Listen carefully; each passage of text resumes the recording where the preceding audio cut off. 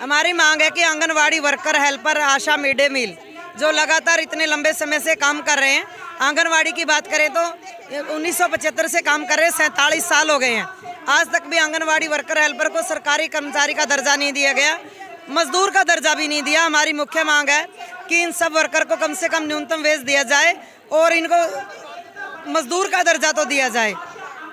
दूसरा है कि रिटायरमेंट के समय कम से कम 10 लाख का ग्रेच्युटी दिया जाए और इनको फैमिली को भी ESI, EPF के लाभ दिए जाएं। और आंगनवाड़ी सेंटरों की जो आशा के लिए है जो बैठने की जगह, आंगनवाड़ी सेंटरों के अंदर बच्चों के लिए फर्नीचर, बिल्डिंग, पीने का पानी, ये सब प्रबंध किया जाए, क्योंकि 47 साल के बाद भी आंगनवाड़ी केंद्रों की अपनी बिल्डिंग नहीं है, पीने का साफ पानी नहीं है, बच्चों के लिए फर्नीचर नहीं है, बिजली के बिल का प्रबंध नहीं है किसी भी तरह का।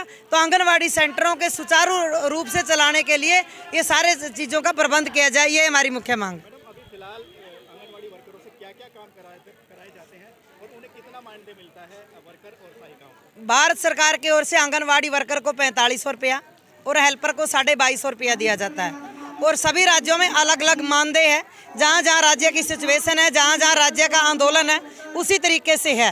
पर भारत सरकार का जो 4500 रुपया है उसमें से भी 40% है जो राज्यों को देना पड़ता है। इसलिए राज्य सरकार है जो खुद बढ़ाने से भाग जाती है कि हम लोग नहीं बढ़ाएंगे, हमें तो 40% उधर से ही देना पड़ता है। तो दूसरा है जो आंगनवाड़ी वर्कर, हेल्पर से काम कराने का, ICDS की 6 सेवाओं के लिए आंगनवाड़ी वर्कर, हेल्पर को नियुक्त किया गया था, जिसमें सप्लीमेंट्री न्यूट्रिशन देना था, टीकाकरण करवाना था, हेल्थ चेकअप करवाना था, रेफर करना था, उनको प्री स्कूल एजुकेशन देना था और औरतों और बच्चों को फूड के प्रति एजुकेट करना था।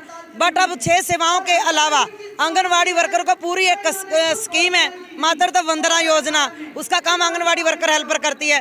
किशोरी योजना, उसका काम आंगनवाड़ी वर्कर, हेल्पर करती है। उड़ान योजना, उसका काम आंगनवाड़ी वर्कर, हेल्पर करती है। तो पोषण अभियान, उसका काम आंगनवाड़ी वर्कर, हेल्पर करती है। और जब जब स्टेट के अंदर कोई काम आता है, BLO का काम करना हो, जनगणना करनी हो, NRI का सर्वे करना हो, धर्म परिवर्तन कितने लोगों ने किए सर्वे करना हो, दूसरे राज्यों से कौन महिलाओं को लेकर शादी किया उसका गिनती करना हो, तो ये सारा काम है।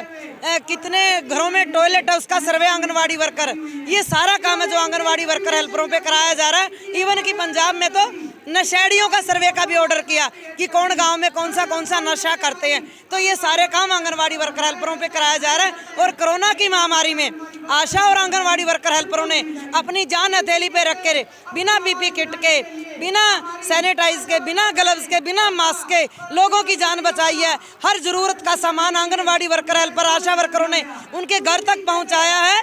और इवन की जो बुजुर्ग लोग थे उनका पेंशन भी बैंक से ला करके, बोचर ला करके उनको पहुंचाया है। और आंगनवाड़ी वर्कर, हेल्पर को किसी भी तरह का कोरोना का लाभ नहीं दिया गया। उन्होंने कोई आश्वासन नहीं दिया। उन्हें बोला हमने तो राज्यों को अधिकार दे रखे हैं, राज्यों को फंड दे दिए, आप राज्यों से लड़िए, आप जाके केजरीवाल से लड़िए, पंजाब में भी केजरीवाल आ गया, उससे लड़िए, यही उसकी भाषा थी।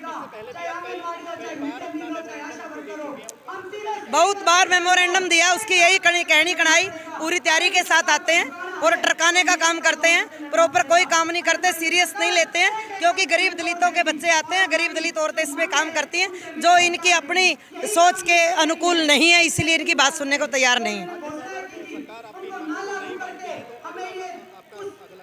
हमारा अगला कदम, लगातार हमारा आंदोलन चल रहा है। 19 तारीख को किलायत के अंदर एक महापंचायत होने जा रही है आंगनवाड़ी वर्कर, हेल्परों के अधिकार के लिए। और अलग अलग हर राज्य में हमारा आंदोलन चल रहा है। और आज तो हम टोकन रूप में आए थे डिमांड चार्ट देने के लिए। ये आंदोलन देश के हर राज्य में चलता रहेगा।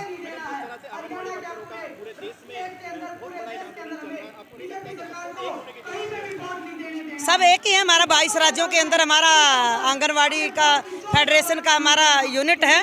और सारी देश की राजनीति पार्टी जैसे इकट्ठी नहीं हो सकती, इसीलिए ट्रेड यूनियन के भी अपने किसी के अलग अलग इंटरेस्ट है, तो सभी का एक मंच पे आना तो संभव नहीं होता। पर हमारी CI2 की हमेशा सोच रहती है, हम सबको चिट्ठी लिखते हैं, आओ मिलके लड़ें। 28-29 मार्च को हमने सबको बुलाया है हड़ताल के लिए और हम सबके तैयारी में हैं।